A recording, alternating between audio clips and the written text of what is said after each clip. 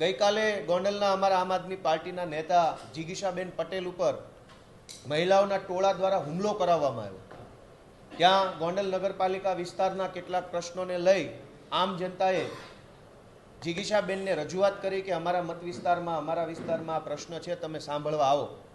સામાન્ય જનતાને ભાજપના માણસોથી કોઈ ઉમ્મીદ અપેક્ષા નથી, કેમ કે ભાજપના માણસો કામ ઓછું અને ગુંડાગીર્દી જાજી કરે છે, એટલે જનતાએ પોતે જિગીશાબેનને ત્યાં બોલાવ્યા અને જ્યારે જિગીશાબેન ત્યાં ગયા ત્યારે ભાજપના કોઈ ગુંડા જેવા કોર્પોરેટરે મહિલાઓનું ટોળું મોકલી કાયરતાપૂર્ણ હુમલો એક મહિલા ઉપર કરાવડાવ્યો।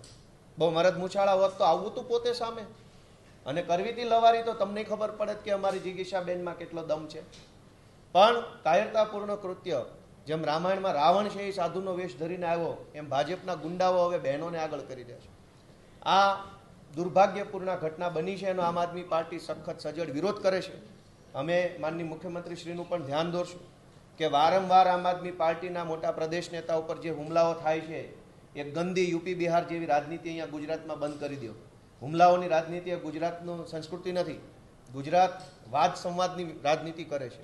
હુમલાઓ કરવા, ગાડીના કાચ તોડી નાખવા, તલવારો મારી દેવી, હિંસા કરવી એ ગુજરાતનું કલ્ચર નથી। એટલે આજે આ અમારા યુવરાજસિંહ જાડેજા અને જિગીશાબેન પટેલ ઉપર ભાજપના માણસોએ જે હુમલો કર્યો છે એને અમે સખત શબ્દોમાં વખોડીએ છીએ। માનનીય મુખ્યમંત્રીશ્રીને પણ અમે રજૂઆત કરશું અને આવા પ્રકારના હુમલા ભવિષ્યમાં ન થાય તે માટે આમ આદમી પાર્ટી સડકથી લઈ સંસદ સુધી વિરોધ કરશે અને લોકજાગૃતિ કરશે।